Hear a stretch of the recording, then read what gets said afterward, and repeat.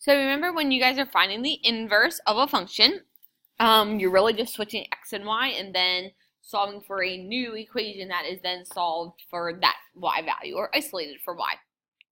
So you have to remember that f of x just means y. So if it's y equals, we're going to start out by making it x equals 4 times the cubed root of x minus 1 plus 5. So we need to get rid of the 4 and the 5 before we can undo that cubed root. So we're going to subtract the 5 over to the other side and make this x minus 5 equals 4 times the cubed root of x minus 1. So to get rid of that 4, it's 4 times that. So to move it over or undo it, we'll just divide. That will make it go away. And we're just going to keep that as one big fraction. So x minus 5 over 4 equals the cubed root of x minus 1. So to undo a root, we raise that side to the equivalent power. So if it's a cube root, we're going to raise it to the cube power. But we also have to do it to the left-hand side. So that will go away and leave you, and that's not an x, that is a y.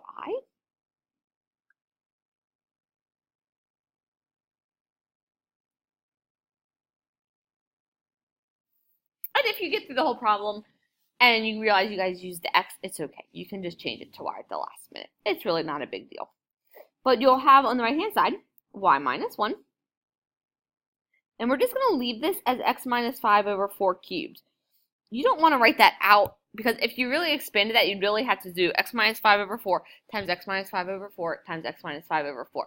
So we can just leave it as that expression cubed. That is fine.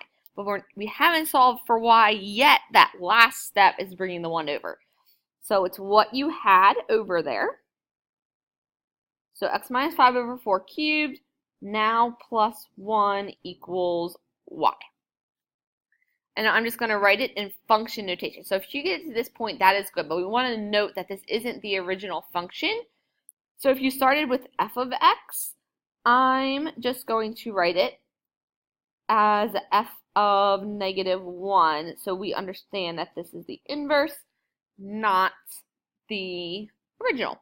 But like I said, if you get it to this point, that would make me happy. This is how you would write it mathematically, though.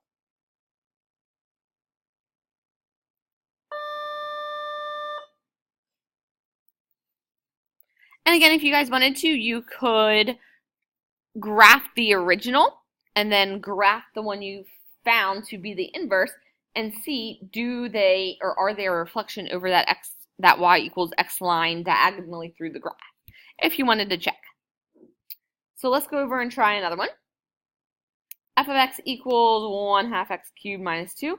So we'll make this x equals 1/2 y cubed minus 2.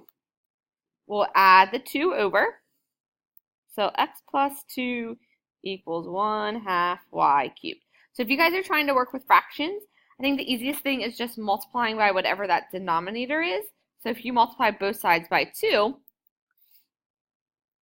on the left-hand side, you'll end up with 2x plus 4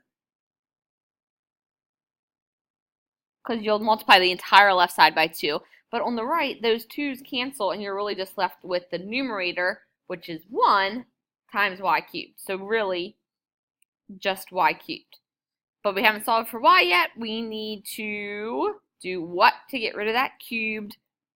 Take the cube root. Once you do that, y is by itself isolated. That's what we want. And we have the cube root of 2x plus 4. Again, I am happy if you get it to this point. I would just rewrite it in function notation. So I would write f of negative 1 of x, or f to the negative first of x, equals cubed root of 2x plus 4.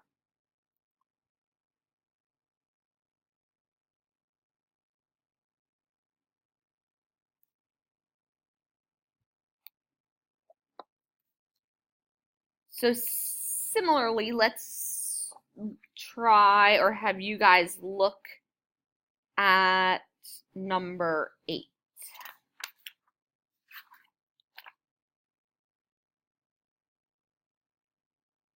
Or this one right here. Why don't you guys try that one?